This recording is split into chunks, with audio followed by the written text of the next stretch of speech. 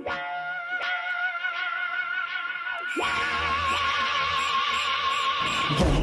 are Gray and the Gradient, and we're here with Wendy West of Star Worldwide Networks on Independent Artist Radio doing an interview and a performance to promote our new record, The Frenzy 2, which is coming out soon, and it's going to be so kick-ass. All right, hold on to your butts. So we have Tyler Travis here. We also have Carson Shepard. Is that correct? Yes, Definitely. It's like I asked you ahead of time what your names were properly spelled and all that good stuff. I get it confused sometimes. Who's Tyler? Who's Carson?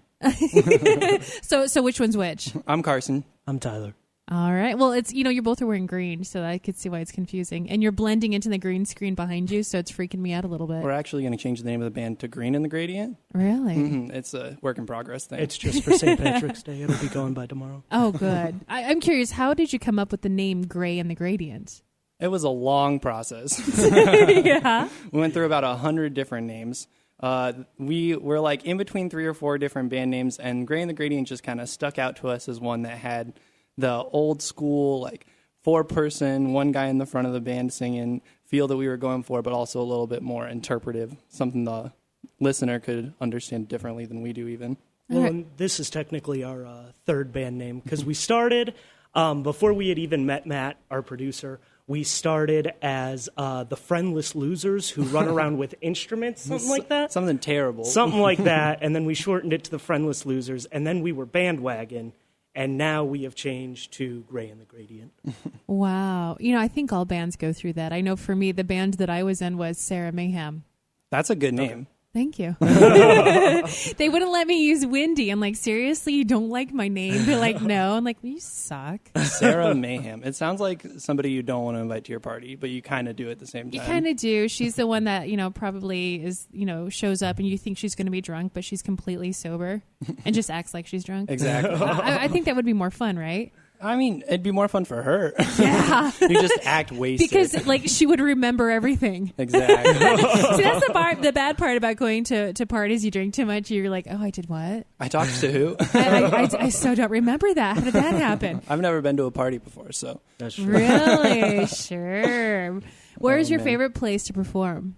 So far, we've only really performed one place. And that was Stand Up Live, and that was a cool show. It was awesome. It was so cool to be a part of it. Oh, wait, was I there? Yeah, you were Yeah, there. you were Oh, there. We did crap, stand-up I was comedy there. and everything.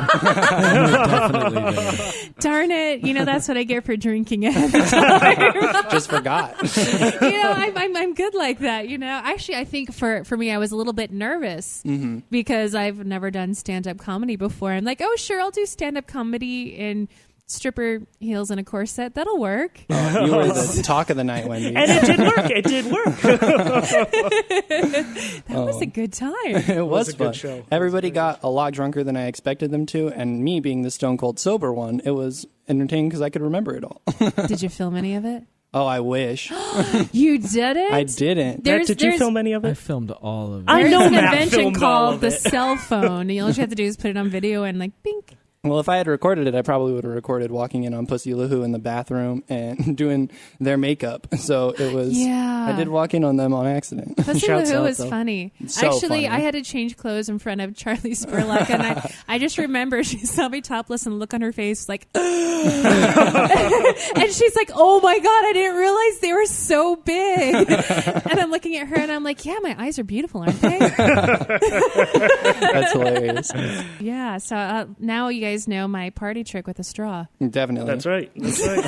Again, all anybody talked about after we left. Seriously? Well, I had to tell you, I learned that trick from my mom. That's Oh, really? terrifying.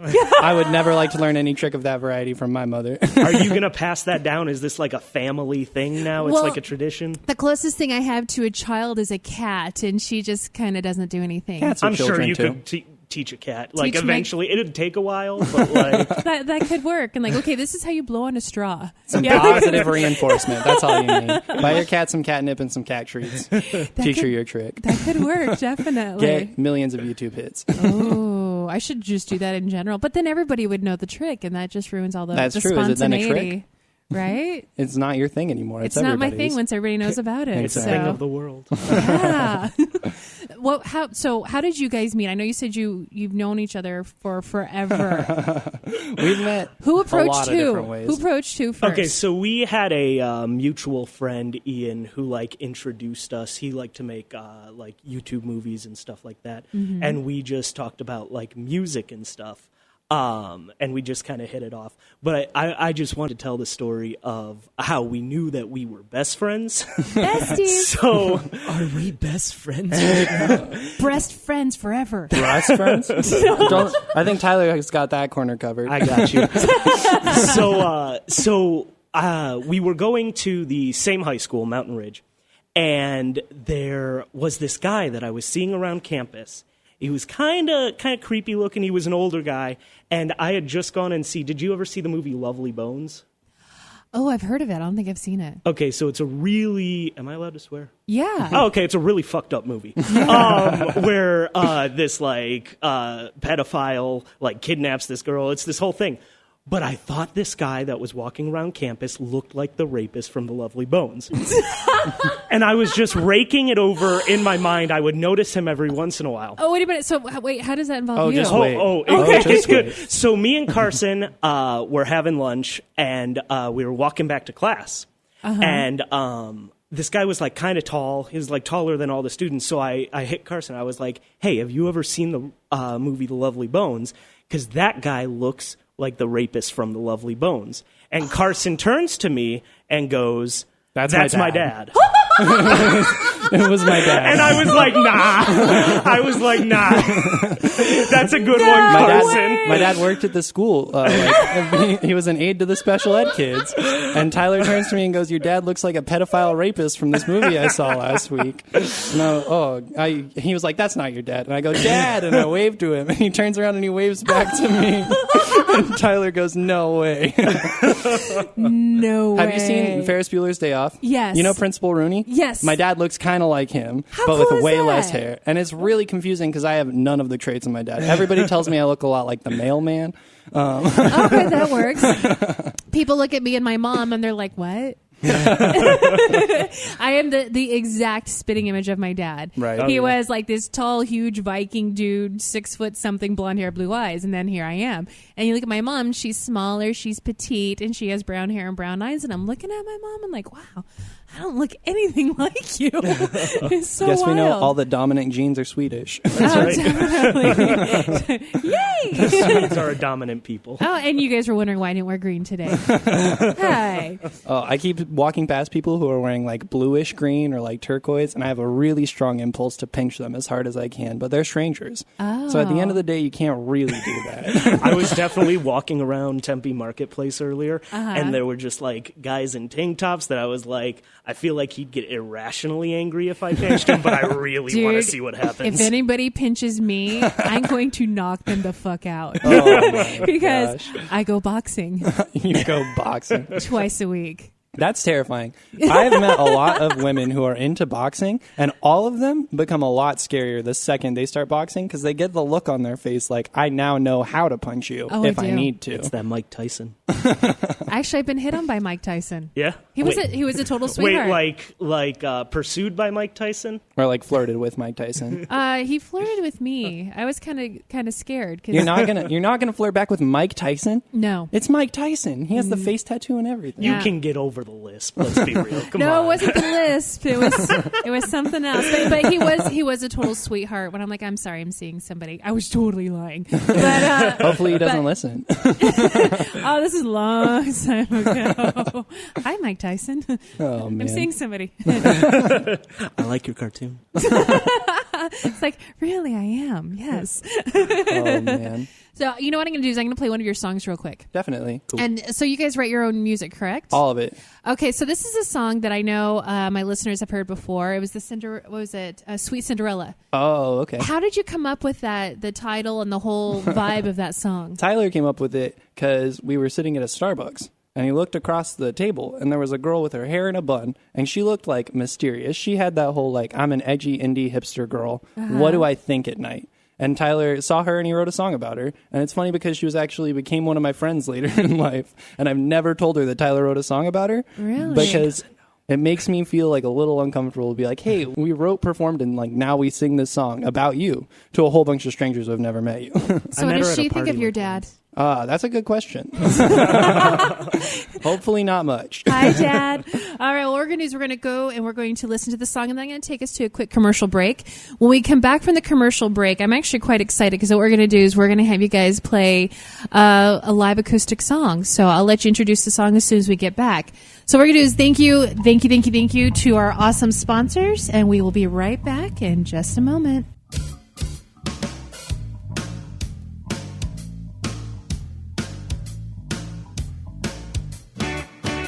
She's the kind of girl who tries too hard to act like she doesn't try so hard. All right, and we are back with Gray and the Gradient. And you guys, I know you're going to play a song live and acoustically right now. Is that correct? Definitely. All right, can you let me know what song it is? So we're playing a song off of our Frames EP called Two Trains.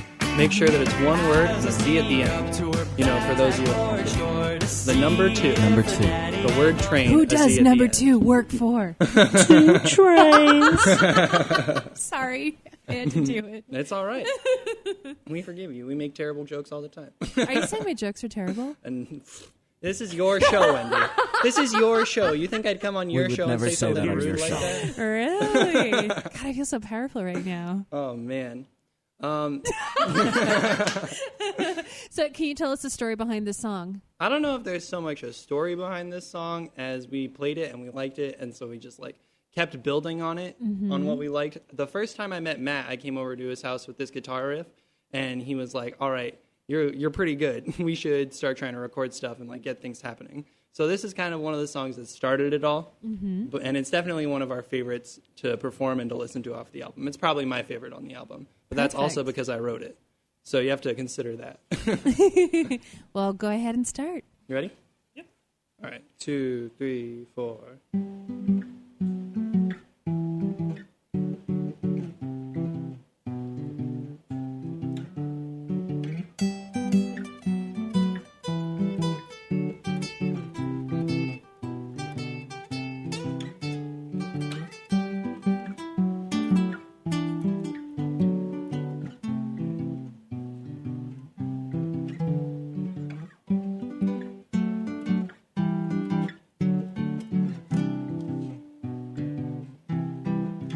It's been 3 long weeks since I saw you last, and we exchanged those looks we'd give when we would look into your eyes. And the old psychoses, the dead neuroses arose once again in the middle of the night. So I pulled up and grabbed for my sweater, the weather unforgiving, unforgotten, empty layers of red cotton reminding me of how to feel cold. And I sat up straight on my front porch step as a chorus of lost lovers sang along in my head, overrating me, reverberating off my cranium, pretending that the girl I searched for was just lost and feeling condescending. I picked out this song just for you. And I sit wasted and dormant, and you stand waiting and wasted. I'm stuck in this moment of righteousness, but I'm right in the moment with you. And I sit wasted and dormant, and you stand waiting and wasted. I'm stuck in this moment of righteousness, but I'm right in the moment with you. Oh, I'm acquainted with colloquialisms that express the feelings that we both are trying to say, but I'm aware that the things that I feel in my throat aren't best said in a sanctuarial turn of a phrase. Oh, and once again I'm 17 and sitting in my torn black jeans, and I'm thinking about you. Oh, and once again I'm 17 on the dugout of our baseball team, and I'm thinking about you. And I sit wasted and dormant, and you stand waiting and wasted. I'm stuck in this moment of righteousness, but I'm right in the moment with you. And I sit wasted and dormant, and you stand waiting and wasted. I'm stuck in this moment of righteousness, but I'm right in the moment with you. Oh.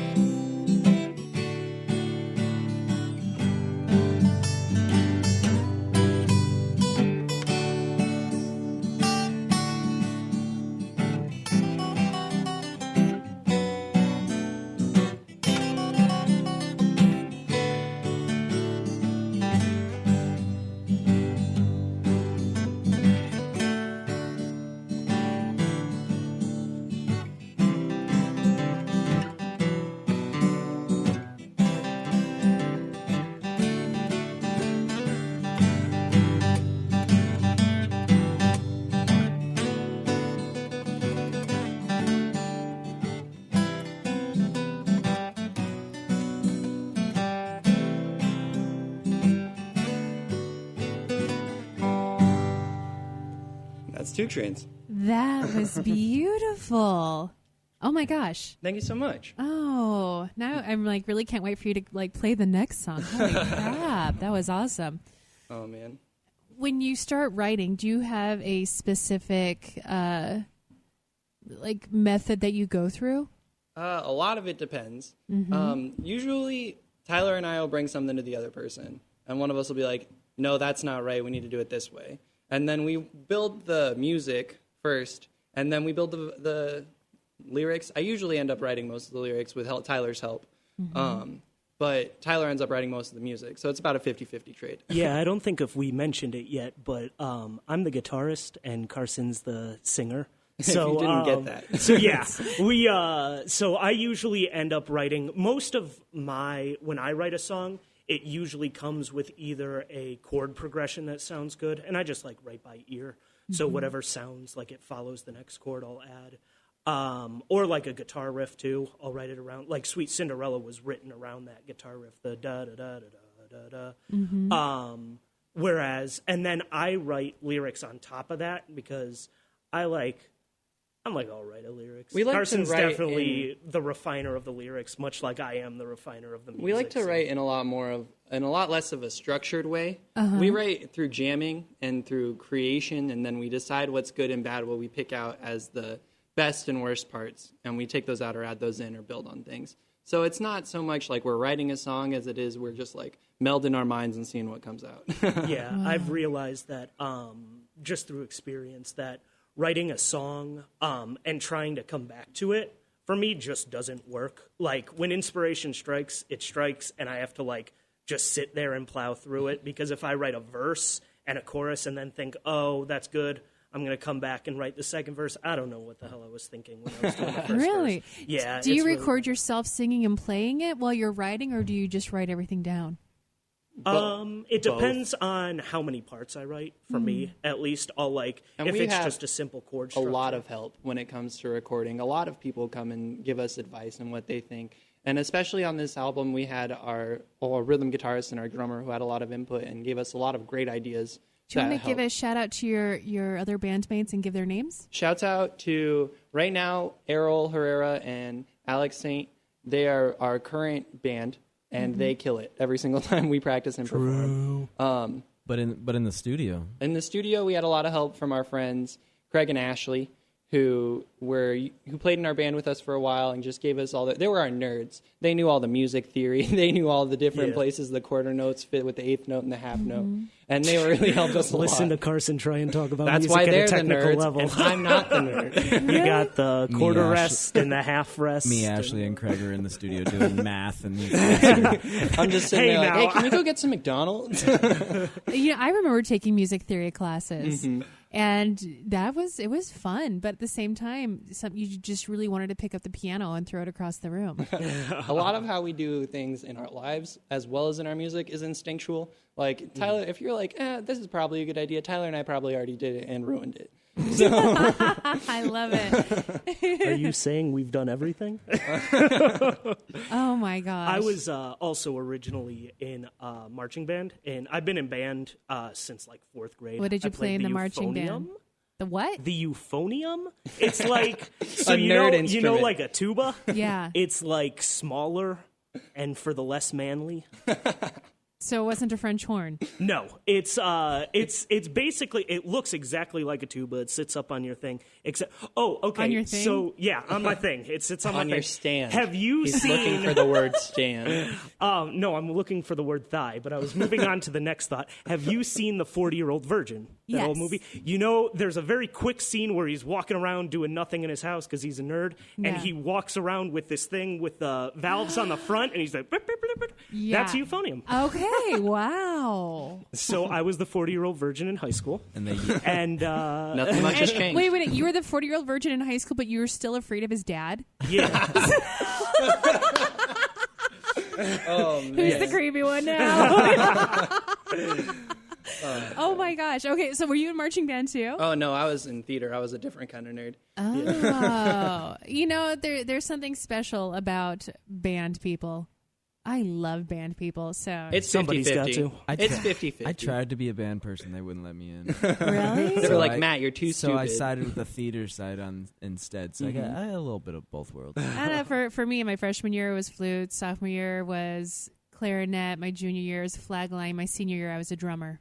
Oh, there you go. I always wanted Bam. to be a drummer in band, but when I was in the 4th grade, I accidentally threw the stick across the room during the, what's it called, audition. And so they told me I couldn't be in the band. Sticky fingers. Opposite. Aw. Well, you know what I want to do is I want to actually take us to a break, but I would like for you guys to play another live song. Oh, and then when definitely. you're done, then I'll go ahead and take us to the commercial break. How does that sound? Awesome. That Cool sounds beans. awesome. Perfect. And what are you going to play? And tell us a little bit about the song. We're going to play a song called Whiter. I'm not sure exactly what to say about it, except that it is a really good song. It's a banger. Go for it. There's a line in it, and it's "I was a dragon to be slain." And if you just want to shout that, after Shout it's at sang, top of your like, lungs. I was a dragon to be slain. Don't That's listen to him at all. Okay. Like not at all. Don't do it. It's a thing. I'm gonna make it a thing. You'll see. It'll be a thing All right. eventually. Well, if you hear a female's voice, I'm like, oh, no, that's not me. It's not Wendy. She doesn't. She's too cool. I'm too cool for that. No. Awesome.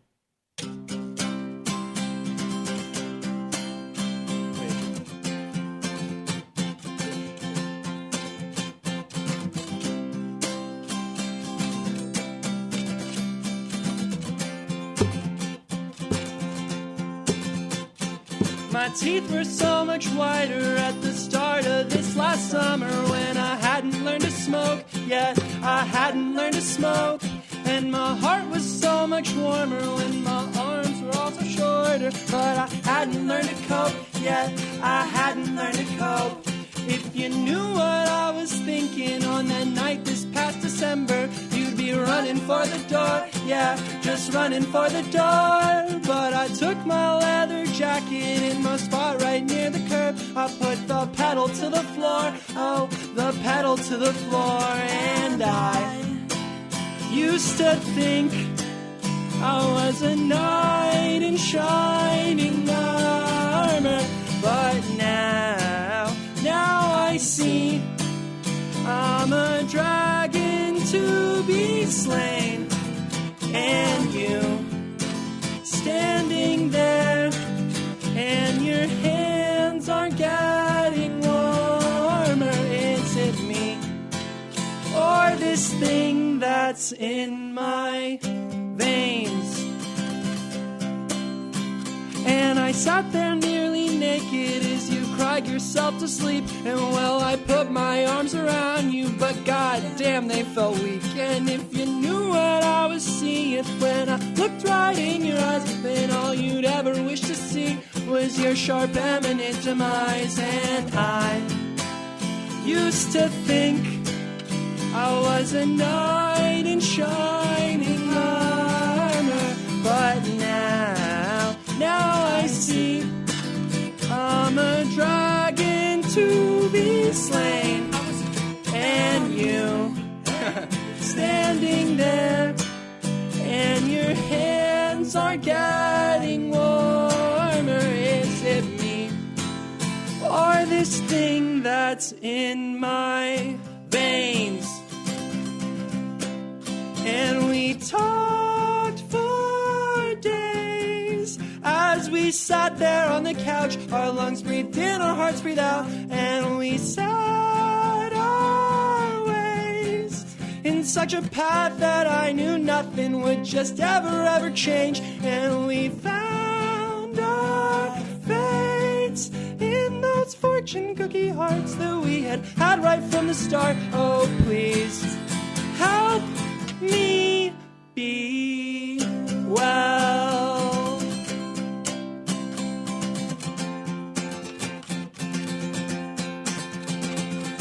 I used to think I was a knight in shining armor, but now I see I'm a dragon to be slain, and you standing there, and your hands are getting warmer. Is it me or this thing? 2, 3, 4. I used to think I was a knight in shining armor, but now I see I'm a dragon to be slain, and you standing there, and your hands aren't getting warmer.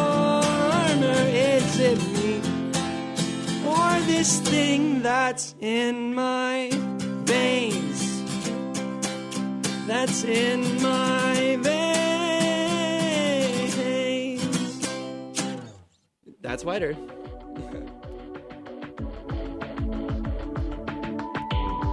We'll be right back with more of Independent Artist Radio.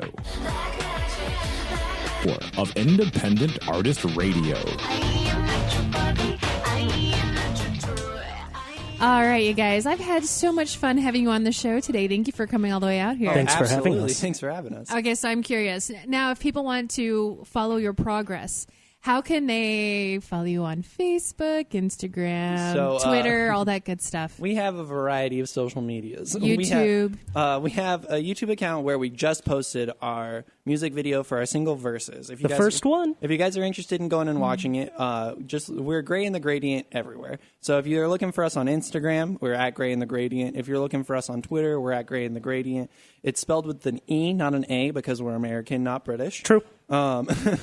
You're not British, We're not British yet. Oh. but you're looking a little bit like your leprechauns. I don't even like Sherlock. Get at me. And so on top of that, we also have a Facebook page. I don't know if I already mentioned that. And I personally have an Instagram account. It's called We Are Bandwagon. It's used to be where we posted from our Bandwagon band name, but it's now my personal account. And I post stuff about the band all the time. On the 26th of March, we're having a free show at the Yucca Tap Room where we will have all of this information. If you guys come out, it's at 8 p.m. We have a special guest, Innocuous, and it's going to be awesome. We've been practicing really hard. It's going to be the full EP that's coming out soon. Around April. Yes. In the beginning of April. There we go. Early April, Hey, there's the that. record comes out, Zia Records. We're going to be doing a tour to all of the Zia Records, including them. Las Vegas, including Tucson. The band's had a tremendous amount of success recently. I mean, yesterday was actually the official drop of the music video, Which is awesome. And this is Matt, by the way. He also was singing harmony vocals during those performances. I was singing. He helped. He Yeah, produced the singing. record. He's been with us from the jump. So True. And what is the name of your company? You can find me at Shades of Green Records, which is the record company, and you can find us at Shades of Green Multimedia, which is our studio. And It's awesome. you can find me on Instagram, which is probably Instagram and Twitter are my most close to my heart. Matt's an old social man on Twitter. medias. Oh, my Twitter account is so much fun. I have more fun doing that than I think doing anything else. But I have not been on my Twitter for forever. Oh. I don't Same. know. Twitter I think is the so last time I tweeted out was about the Cubs win. Go Cubbies! But like that's about it. No. Well, I mean, at least you took the opportunity to, do Express that. yourself That's right. on the internet to a large audience of people. Nobody So- cares what I have to say. Come on. So if you want to catch the record before it drops at Zia Records, come out to the show at Yucca Tap. We still have some download cards. We only printed an exclusive amount because they're pre-releases to the album. So if you want it before everybody else gets it, come see us at the show. The music video's online. Make sure you check that out. And the record's awesome. We put a lot of work into it in these last 2 years, and we think it came out pretty cool. And Yeah. if you guys are listening, you've heard at least Sweet Cinderella. Mm-hmm. And if you're listening from anywhere else other than Arizona, you can catch us this summer on tour. That's That's right. Very cool. See, I've always wanted to go on tour. Wendy, you can come with us. Yeah. I kind of have to run 4 radio stations. Says who? We'll- Dave we'll- Pratt. You can you got a microphone. You can put it on a laptop. You got it. yeah. Come We'll do a on. local from the road. Take a That- buzz. Yeah, we can. Write a we can BuzzFeed all article be part after. of the radio show. That would be fun. Well, thank you guys so much for coming all the way out here and for performing live. I really appreciate It was awesome to get and the it was opportunity. it was nice to see you again. Well, this time where I'm dressed more appropriately and not playing my character from Summer Sales. So, thank you very, very much. And for everybody who's listening, if you want your music played on this show, go ahead and send me some MP3s, and I want to know about your band. It's indiearadio@gmail.com. And if your songs consist of mostly curse words, I'm so sorry. I'm so not into that, so I'm not going to play it. I But like email music. them to me because I'm into that. Kidding. Matt is so into that. Like in the middle of the night, if I can't sleep, I call him up and I just curse him out, and I go and I hang up and I go back to sleep. It's wonderful. You do that too? Yeah. She would be allowed to, but she doesn't. You, however, on the other hand. Well, thank you for tuning in, and don't forget to tune in next week. We'll be here same time, same place, and of course, always available on demand. So thank you very much, and peace out, y'all.